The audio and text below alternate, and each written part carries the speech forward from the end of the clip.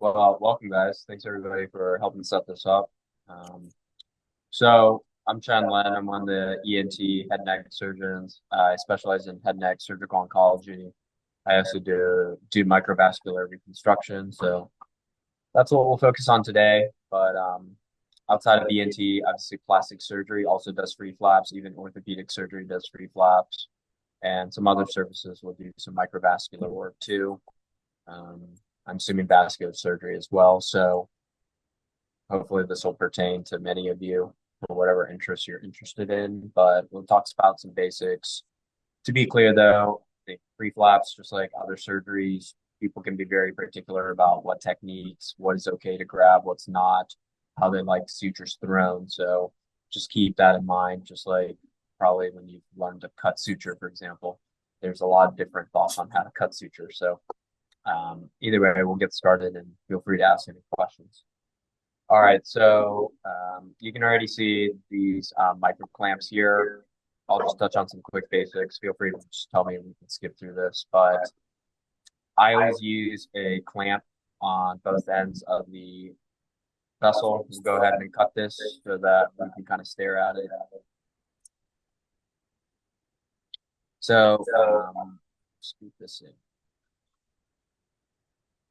But some people don't actually like to use the clamp and they'll actually just freehand it. And so basically they'll just put the two ends together, close together, and then just start sewing away. Often they'll run the suture. I was taught, and I still use interrupted sutures. So that's one fundamental difference. Nice. Okay. So you can adjust your clamp by just pushing it in if you haven't done that already.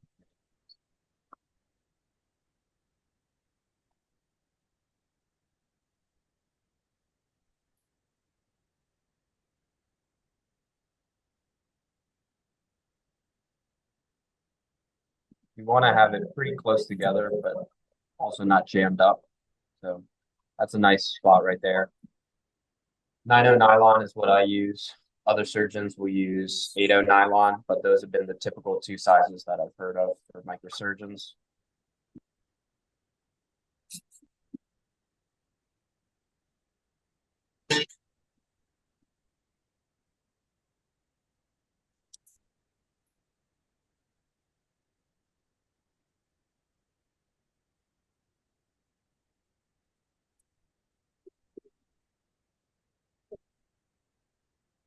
As far as grabbing the needle, people have different thoughts on it, but I like to grab it pretty close to the middle. I've bent my needle a little bit, so sorry about that.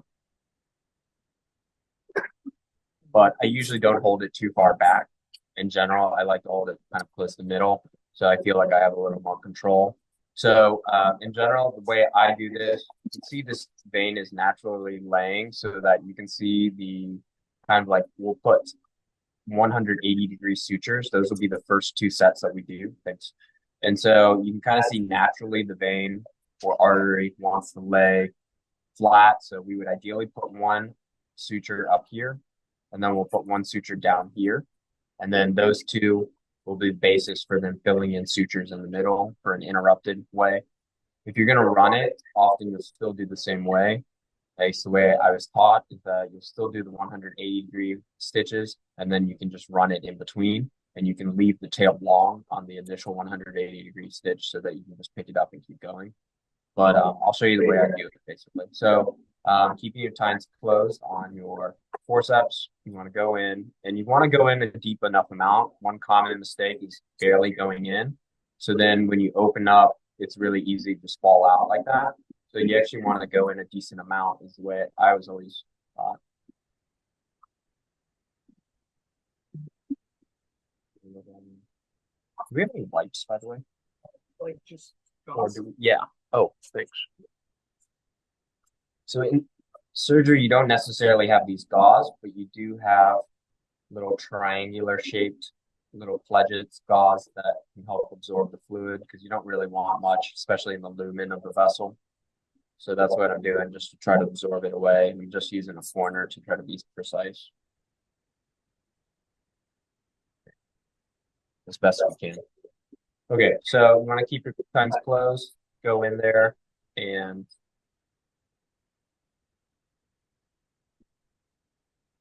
flip open. And so you can see naturally, if I want to go here, that actually wouldn't be the accurate spot because it's really up here. So I'll actually even use my needle to kind of help rotate a little bit and then put it on tension. And then basically just go in. You ideally try to go in 90. We'll say this artery is a little more rubbery than what normal vessels feel like. So it'll be a little more difficult for you guys to do, but you still get a good gist with it. So we've gone in, that's pretty close to where we wanted to be. And then on the other side, you can't put your tines in because your hands, you're not going to flip instruments. So you really just pick it up a little bit to show yourself and then bring the needle in. Try not to stick it a bunch of times because really you're trying to stick it one time in right where you want it to go. And unlike what I just did. But then you want to just push. And this, you do have to push kind of hard on this one. So I'll just bring my tines over and just kind of push through.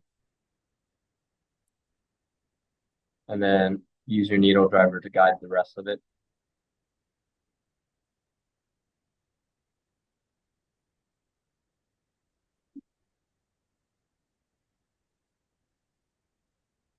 I usually like to try to keep the needle in the field so you don't lose sight of it under the microscope. And then just surgeon's knot.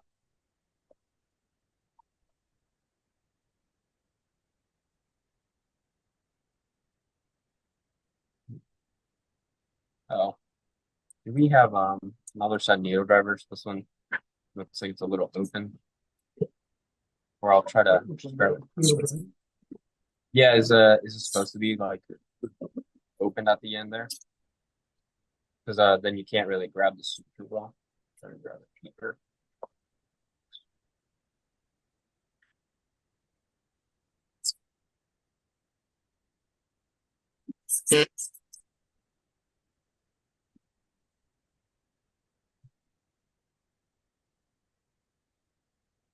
Yeah. And then I usually do 4 knots.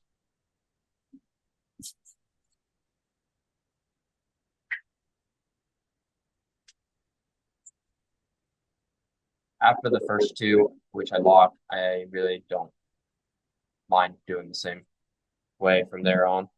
You just want to have 2 locking stitches at the beginning. What's that? I just do instrument tie back and forth. Yeah, like just kind of, you do have to cross your hands so that they're actually square knots. But honestly, if you ask my true opinion, I don't think it really matters if you just put 4 stitches down. You could probably just put the same 4 stitches back and forth down. I think it's not going to fall apart. All right. So we've got one end in now, and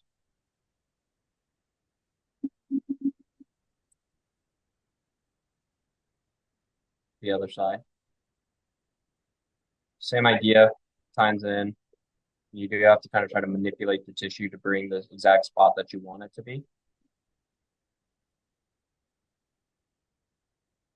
And I usually, if you're advanced, you can go without re-grabbing your needle. You just go right that. But at least when I was first trained, we always had to do 2 separate bites. So reloading the needle in between. But you can see there, it's okay. It's not like perfectly 180, probably a little bit in front of where we would like it to be, but close enough. So same idea, we'll stitch this.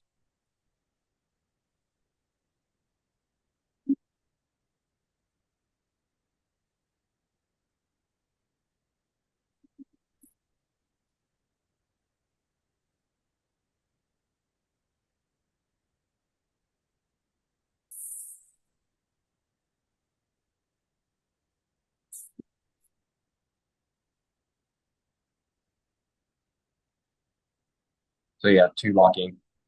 And then after that, I don't pay too much attention to it.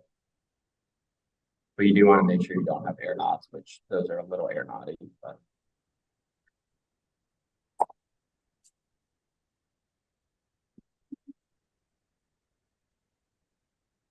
you do want to leave a little tail. Not so long that it's going to affect your visualization and where you place your other stitches, but it also doesn't want to be right on the knot because you don't want it to potentially fall or pull through, fall apart, unravel. Okay, so for these stitches, very similar idea, but you don't want to tie them in between. That's the key because you obviously don't have a lot of space here. So same idea, go in. So here, when I look at this, I would probably go and place 3, maybe 2. This is a pretty small vessel, so people have different philosophies. Some people want it super tight, and that's why they'll run it. Other people want to put 3 in here. But I also had a mentor who thought less is more, and he would actually potentially even put 2 in here, but they've got to be very well placed, like perfectly symmetric, 1, 2. And if you do that well, and it has, and also if the actual vessels themselves are like the same caliber, then that works well. Let's say you have one bigger one and then one noticeably smaller that you're suturing to, then in those cases, you're going to have to put more sutures in because there's going to be mismatch. All right, so we'll go in, same idea, open up, have nice tension, come in at 90 and just pop out. And here you can either re-grab or potentially try to feed it over. This is a little sticky, so we'll reload.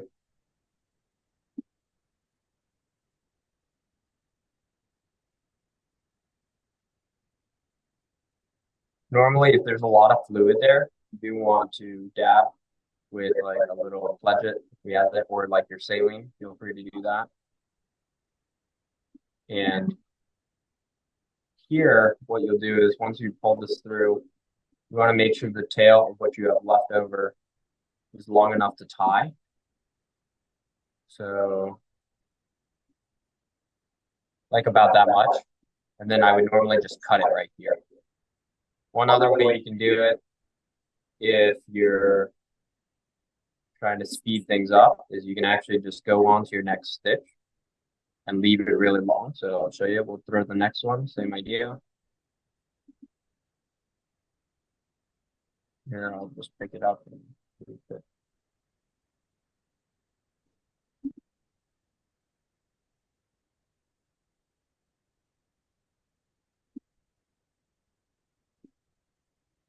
So normally I would have cut it right here. So then this end would be laying out, ready to be tied.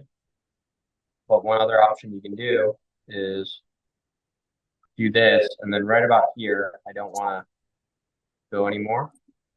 So then you can take your scissor, and it just saves an extra minute, especially if you're working by yourself, to not have to grab the instrument. So I would have done my 3rd stitch, and then you just cut here.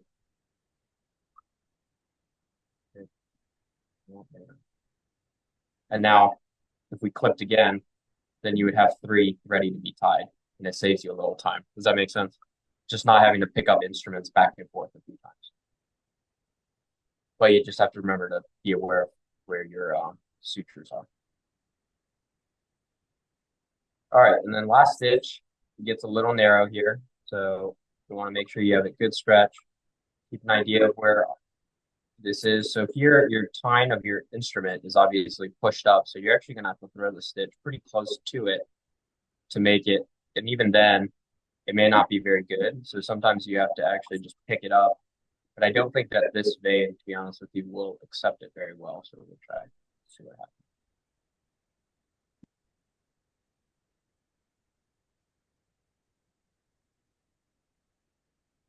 And you'll notice I never try to grab inside the lumen.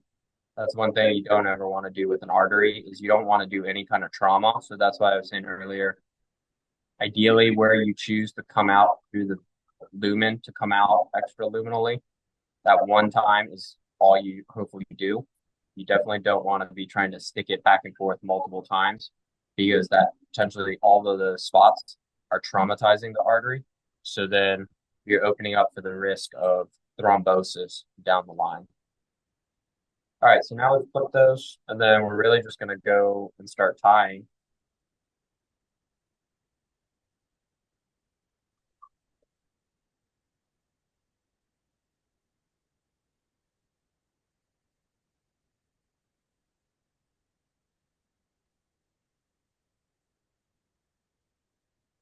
And you'll notice one of the advantages of doing it the way he just did it is kind of driving the needle all through times and then saving time for the end.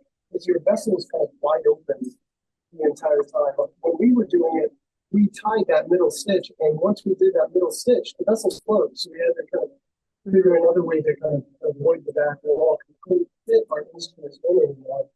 That's a big advantage of kind of doing it this way. That vessel stays got one single. 100%. Yeah.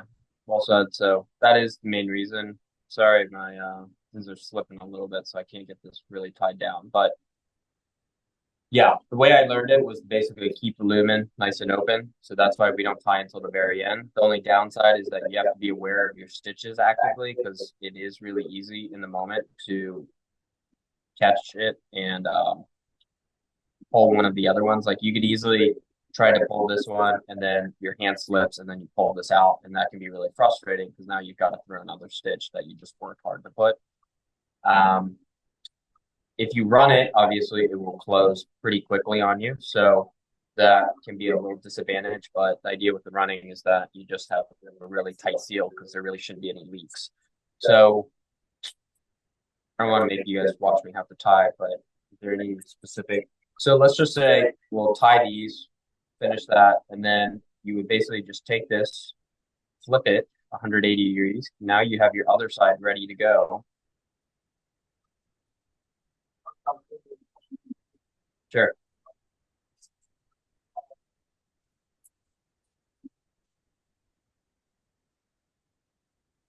Oh, it's fine. Yeah, you could definitely just go up and down. That'd be fine too. Crossing your hands, whatever you're comfortable with. You're not, if you think about it, you're really not crossing your hands much more than this much usually. But up and down is totally fine too. A lot of it depends on your actual working area. So like we're working usually under the mandible. So the mandible may be stuck right up here and my hand may be at a really awkward angle. And that's just the nature of it. And that may probably be the case even if you were sewing down in other part of the body for plastic surgery. So sometimes it just depends on what you're given, but there's no right or wrong on that. As long as you're locking the needle, that's all that matters. So now that we flipped it 180 degrees, first thing you want to do is actually look in the lumen and make sure that you didn't somehow grab this end of the vessel and accidentally catch it and suture shut your lumen. So let's dab. What is that? What's the concern? Well, it's just more that then you can see really clearly inside the lumen, at least this one moment here. As far as the other times, not a big deal, but it's here so you can now you can really see much better, right, on the inside. And you can see our stitches, although I didn't finish suturing those, we didn't clearly hold anything and they all look pretty good from the inside. So that's why I would have. But more importantly, so right now this is saline, right? But in the real body, you're not going to have saline there. It's going to be blood. So blood's going to obstruct your view. So you're going to be dabbing a decent amount in the lumen. So here on this side, I would re-examine to kind of see, because you can see we do have a little more space, but I still think 3 stitches would be very appropriate. So I just work my way down. If you wanted to do one in the middle and then work your way one side or the other, that would be totally fine too. But it's just one thought is just before you jump to suturing mindlessly, think about, how many stitches you actually want to place. Because if this was much smaller, you might just say we could get away with 2. But I'd say on this side for sure you want to put 3. I don't know if you want me to keep demonstrating. Otherwise, I'm happy to answer questions. Or what do you guys want?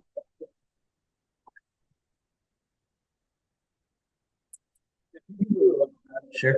Okay. So I might get a new needle.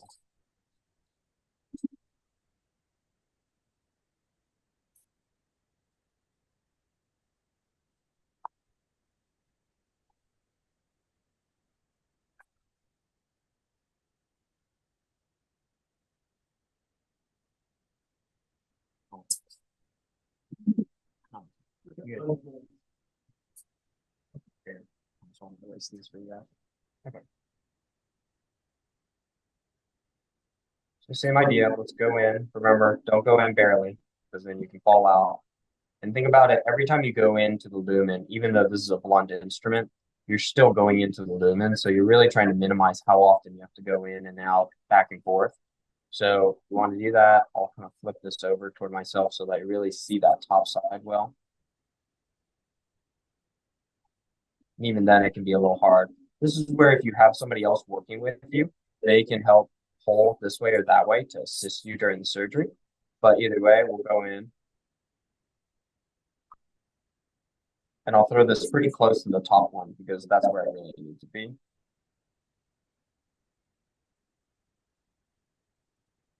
And we'll just regrab here.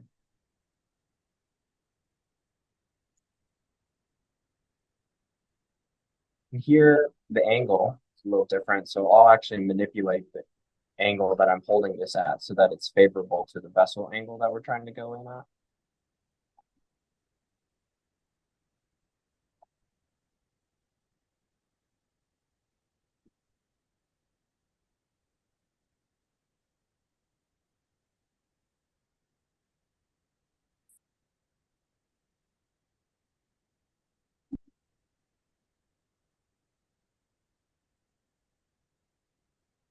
Sorry, I think this needle is getting a little blind.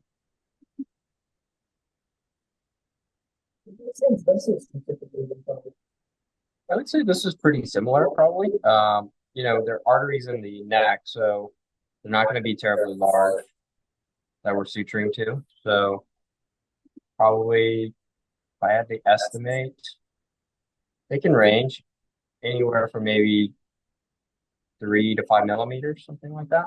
5 would be a really nice size, but say on average, maybe like 3 to 4, something like that.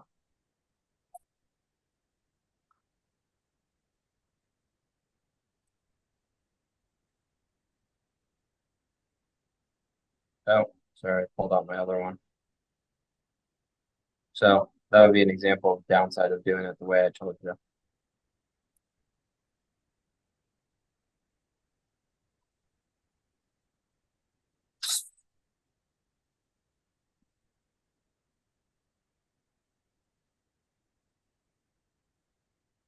And again, just pick up this side close to the lumen to flick it out.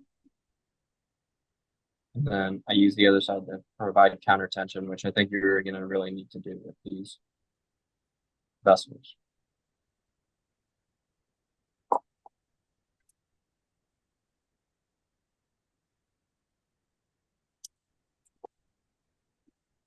And there's an example of how you can pull it out easily.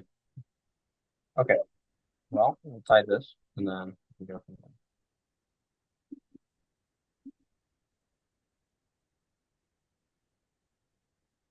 But yeah, you could tie, to answer that person's question about going up, you could tie, I think, going up. It's really, this would be square though, to be fair, because that's how you threw it. But I think it would be fine. I usually cross my hands to be clear. But if you went that way, I think that's fine. And then go in. Because like I said, I don't think it really matters that much if you do like 4 knots. But some people do 3 knots, in which case you probably do need to make sure you're throwing it. But this is pretty square to answer that person's question. I think that looks totally fine.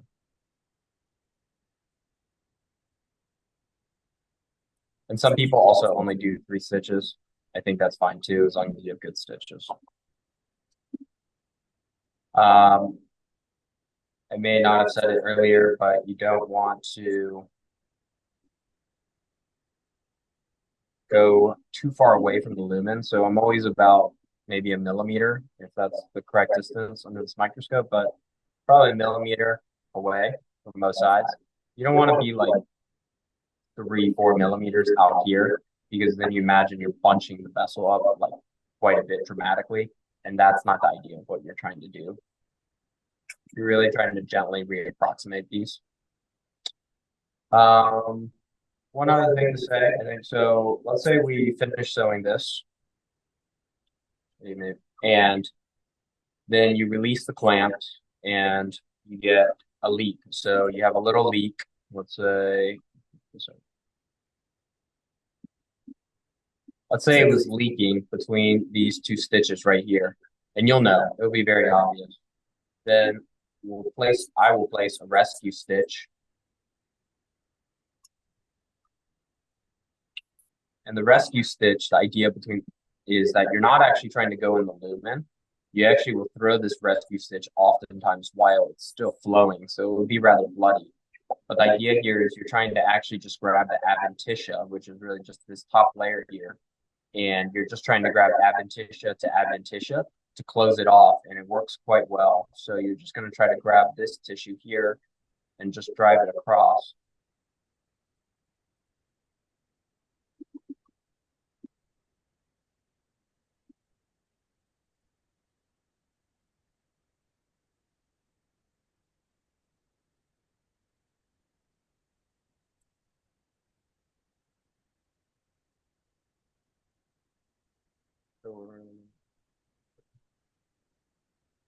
But you can see how like it's very superficial, but still substantial, right? And so this, all right, we're manhandling this, but then you'll actually just tie this down, and this will actually stop the bleed. And the benefit is that you kept this flowing the whole time, and you didn't have to risk throwing a suture inside the lumen blindly while taking everything off the clamps. Does that make sense? You don't even have to reapply it. No, no. So that was like answer. This would be typically still flowing blood right now. Somebody would be suctioning on the side so that you can kind of see. What we'll do usually is somebody will actually, it's still, the flow is going to be so high that really suctioning isn't going to stop or give you much visualization. So what the other person will do is take a syringe of saline just like this, heparinized saline, and then just blast it so that this would overcome the flow of the blood so that you can briefly see and kind of quickly throw a stitch. But again, this tissue is just a little thicker, so it's a bit harder to simulate. Real life one, it will pass very quickly. But the idea there is, again, we didn't actually go in the lumen, as you can see, because you can see my stitch and you can see my needle, right? Versus any of the other ones, you can't really see it as much. But that's like a nice rescue stitch without having to do all the other troublesome issues. Yeah. Oh, sorry. Yeah, so I guess that first question was just, is it okay to tie up and down versus crossing your hands? So I'll simulate with this one.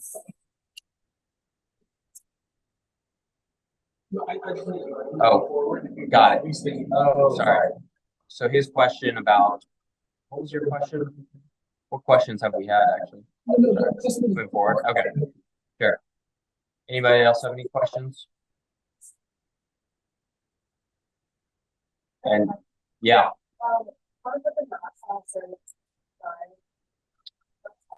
No, I actually just keep them right in the middle. Is that what you mean? Like bringing them off to one side, kind of like when we did that vertical one, it went off naturally to the left. No, I don't think it's a big deal. But that's one of those nuances maybe that a certain surgeon may care, but at least the way I was trained, no one's ever cared about that. And you're also talking about very small distances, so I'm not sure it really matters, to be frank with you. Anything else?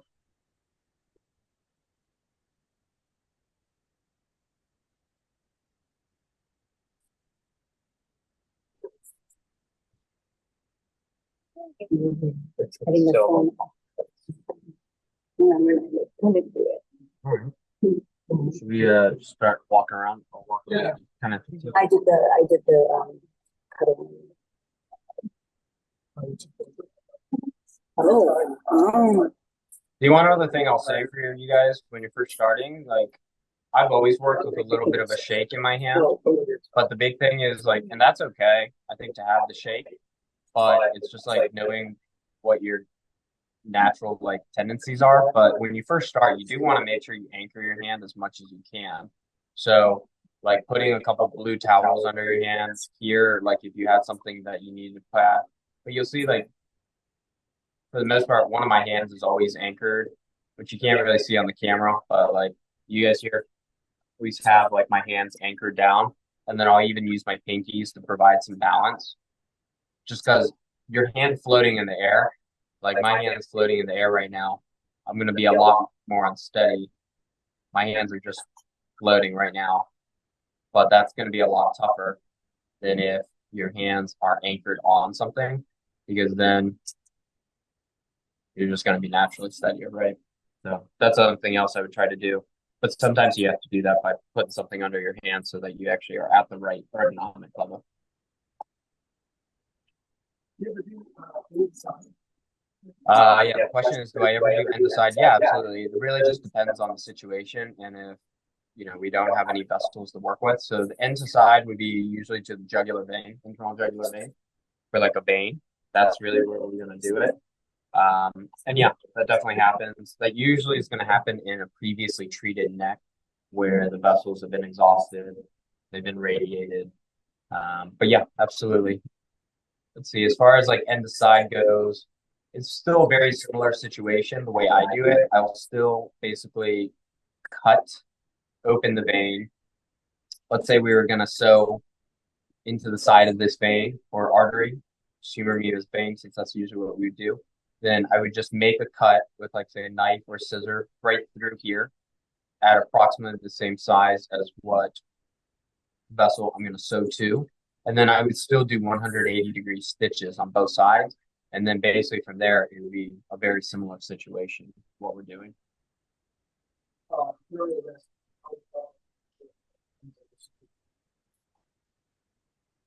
Good question. I'd say here, they're probably no more than 1 millimeter, 2 millimeters at most.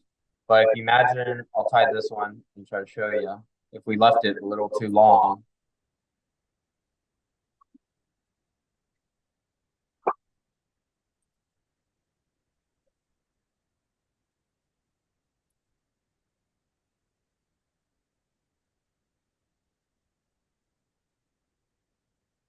so if here, for example, not that I would normally throw a suture this close, but you can see the other suture is going to be right in the knot, and that is not something you want to do. So you would want to ideally try to bring this inside the knot.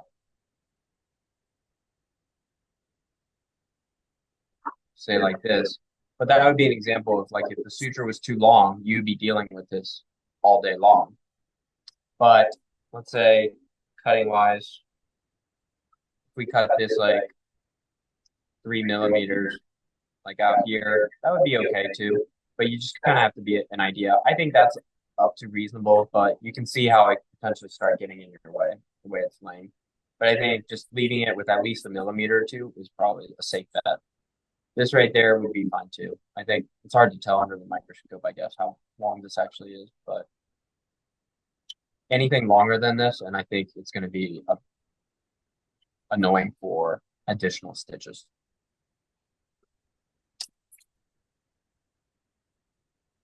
All right. Anything different when you're doing a vein, or is it basically the same thing? Oh yeah, so for at least for head and neck, we actually rarely sew veins. So that's why I was mentioning about arteries. Arteries are what we sew. Veins, we actually do not sew. We actually use a coupler. And try to know. So couplers, we have them actually. Nice. So couplers are what are used for veins, and I can describe and show it to you, like, what exactly that means once we have one there. But basically, the coupler is a little circle that has little almost needles sticking out of it, almost like a little crown with thorns on it, and you bring the vein through the middle, and you basically hook it up again, pin it down on each side, and then you basically bring the coupler together and pin them together. So you don't actually have to sew anything. It's much faster. And the reason it works well is because veins are a lot thinner, flexible, as you know, with the anatomy difference between an artery and a vein. So you can really stretch and pull veins a lot. And so that's why we use them for the coupler, because, the coupler is not going to move at all. It's a rigid structure. Versus arteries, we still sew these days. But technically, the coupler is actually approved for arterial use. So I have done it once before, but typically you're not going to see people use the coupler for the artery.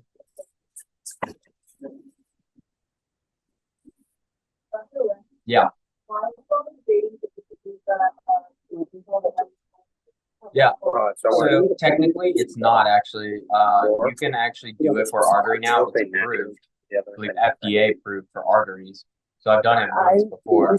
It was in training. But It should be like mine. You the can't thing about the coupler, once we have it, I'll show it to everybody. But the coupler is a rigid size, so you lose a little bit of area when you put the coupler on. Versus the artery, you're trying to preserve as much intraluminal area as possible because you want maximized blood flow. Does that make sense? But it's also just a little harder to do an artery to the coupler because the artery is thicker, so it's not going to be pulled which way you want. So it's actually a little difficult to put on the couplers unless you put a really small one on, but that's actually the opposite of what you want for the artery.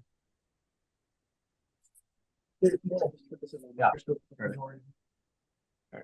Thank you. So this is a classic example of a coupler. So let's say we were doing this. Might as well show you. I'll cut this open again.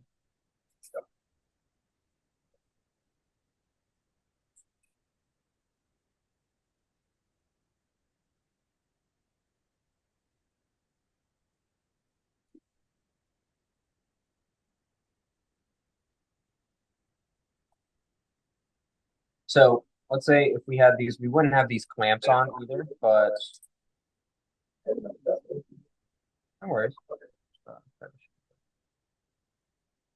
Okay, so here, you definitely need an assistant because they've got to rotate this because you want to bring everything to the vessel.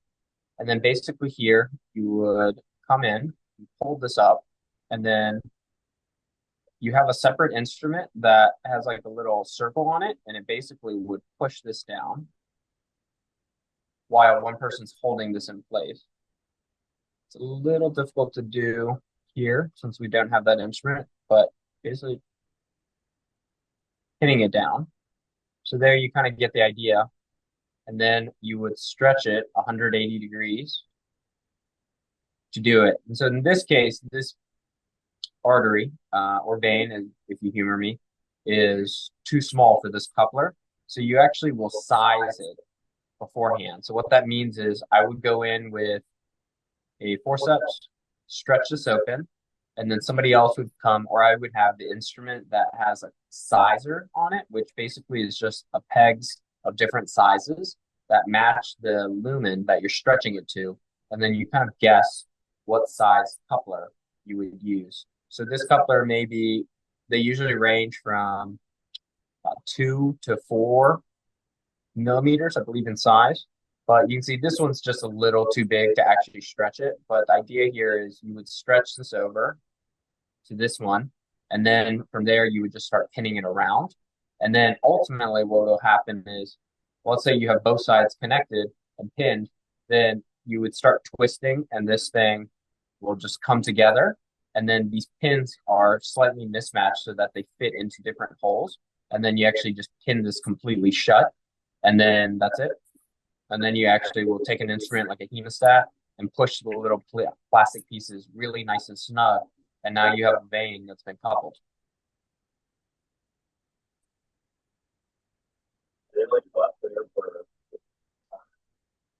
The couplers? Oh, they're permanent. Yeah. Oh, the question was, are the couplers left in there for a certain amount of time before they're removed? But the answer is that they are actually left in there forever. So they're meant to be in the body.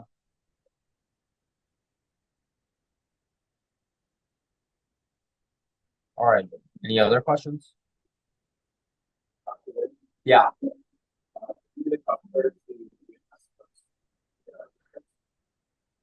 Sorry, what was the last part you asked? Nerves. As far as I know, no. Because if you think a nerve doesn't have a lumen inside. So the question was, can you use a coupler to anastomose a nerve? As far as I know, no, because the whole idea of how this works is that there's a lumen inside, right? But a nerve you filled with axons. So with a nerve anastomosis, you actually just suture the epineurium together, the outermost layer. So it's actually almost like what I was showing you earlier, a rescue stitch, where you're just sewing the adventitia, the outer layer, together circumferentially. So that's a primary anastomosis of the nerve. Nowadays, there is there are some other technologies available. So there's a industry created nerve wrap. Oh, okay, sure.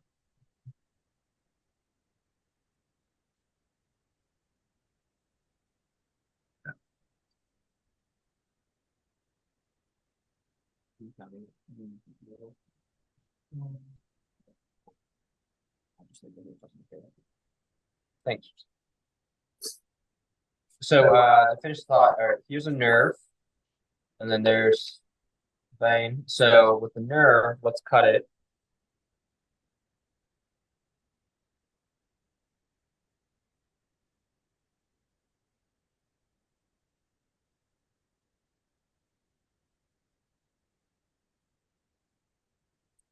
All right, so you can see fundamentally the difference is you don't have a lumen, right? So you can't really be sticking the needle in deep on this. So here you're going to just suture just the adventitia. So you're just trying to grab it.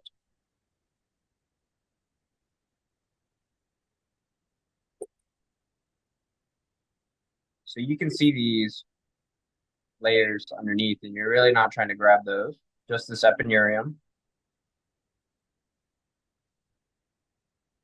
And then you're trying to bring it to the other side, approximately the same area.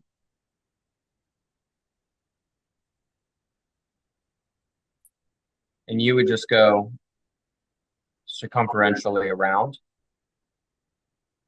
to suture those ends together. But nowadays, there are some newer thoughts on this. So old school, this is actually all we had was to sew these nerves together for primary anastomosis. The issue is that if you see, we bring these in pretty tight, right? Because we're sewing it together. And so the idea behind a nerve anastomosis is you're expecting the fascicles to like grow together. But if you jam them together, you're not exactly giving them a natural way to grow. Does that make sense? Like if you think about like, say your fingers here, and like your fingers, if you bring them in actually right up smashed against each other, it's kind of hard for them to grow perfectly aligned. Versus if you actually theoretically left them right up against each other, abutting, that would probably be more ideal because they would naturally grow into each other. So nowadays there are some other products available. So there's one from a company called Axogen. As far as I know, that's the only company that makes it, but they provide a nerve sheath or nerve wrap. And so it almost looks like this vein right here. It's kind of translucent and it comes in about a size like this. And to humor me, I'll show you. So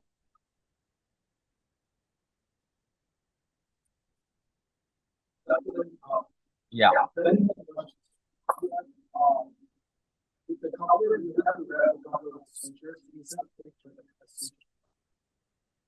Do you have to wrap this coupler in sutures? Do you want to show me a photo?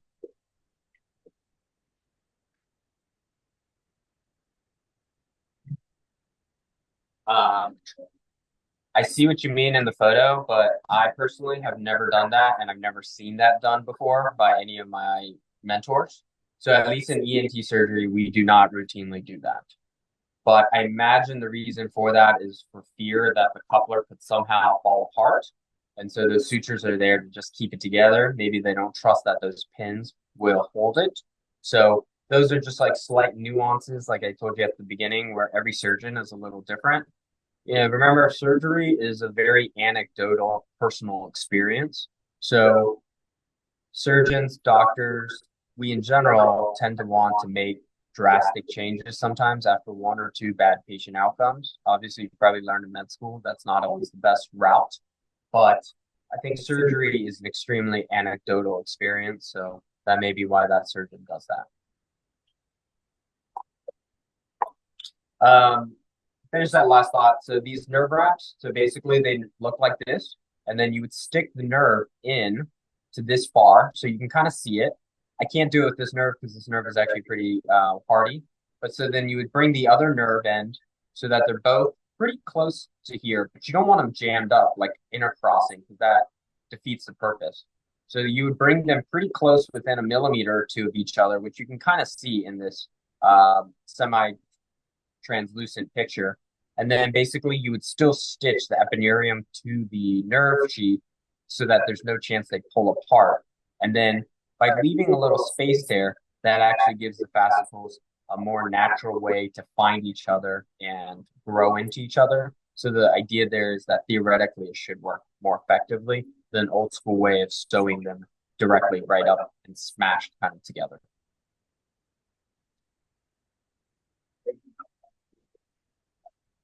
Yeah, supposedly. But I think from a fundamental standpoint, I believe it. It makes sense to me too.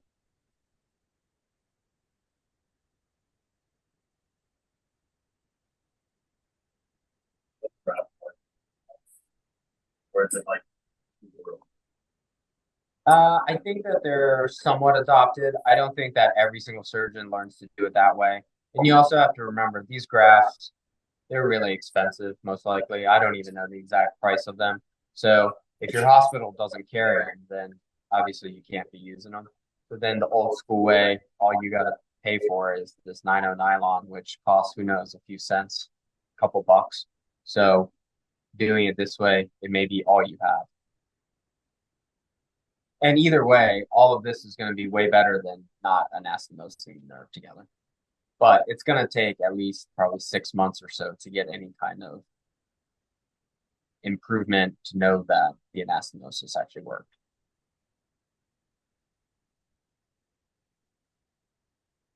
All right. Any other questions?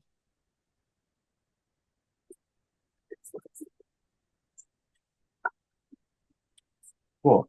Well, I'll stick around for a little bit. I'll see what individual questions, anything that you guys are doing, and then if the Peoria side has any questions that come up, feel free to chime up. All right, thanks, guys. I appreciate the opportunity. Thank you. thank you. Thanks for doing that. So what are we doing for me? Just throwing them in the There's a So the question was, do I do any kind of vessel preparation? 100%. I skipped over that because this was basically handed to me on a silver platter and it already looked great. But yeah, in the real body, you're going to be covered in a bunch of fascia, fat. And so you do need to dissect all that off. You can do that on the microscope, and then some degree of it, you can do it with just your loops. But let's see. In general, if you're going to do that with an artery, the way I learned to do it, okay, so let's say we had a good amount of stuff covering this, which is going to be real life. Then how we do that is, the way I learned is I'll cannulate the artery, same like we did before, and I'll hold it with a good amount of tension here. In my other hand, I'm going to have a pickup, a forceps to pick up, let's say this, even though that's a branch right there. But let's say I pick that up and I hold tension on it. And the idea is that you do need a second person to do this part with you. So if you don't have a second person, then obviously you'll figure out a different way. But the most efficient way is actually that person would pick up the tissue, or you'll pick up the tissue, and then they basically just start snipping like this, little bit by little bit, while the other person puts counter tension to constantly pull it around. And so you're basically snipping in the same spot, but they're pulling the artery around 360 for you until you basically have cleaned it in a perfect circular fashion. Yes. But you need the other person to be giving you counter tension to pull constantly. So to kind of show that other idea, no, it really is a little more intuitive. So like this hand is going to stay still in the lumen because basically it's just circling around this, right? And then the other person, if you imagine, they're just constantly pulling like this. Does that make sense? Yeah. And then once we get here, I might not be able to rotate anymore. So then I'll re-grab here. But remember, I'm not grabbing the actual nice kind of smooth artery. I'm grabbing the fat that I want you snipping off. And then I'm constantly just rotating like this until basically this part is cut off. But you can usually accomplish basically everything you need to do. And the other thing is, remember, you don't need to clean the artery like out to here. You only need to clean the artery for like probably 4 or 5 millimeters because that's the working space you need to be. But yeah, with a second pair of hands, that's the most efficient way that I learned to do it. If I'm doing it by myself, obviously it's a little more challenging, but I'll just pick it up the old-fashioned way and then just snip careful, tiny little snips. Let's say again, do you remember me? This branch is actually fat, and then I'll just pull and then just do little snips like that. So this is not a case where you want to do a big grab like that. If you're cutting an artery, you actually want to sink it as deep as you can because you want to make one clean cut. And if you can't, you don't want to finish the cut. You almost want to finish, open, and then cut again. That's how I learned to cut. You want to be as smooth as possible. Because if you imagine if you do a little cut like this,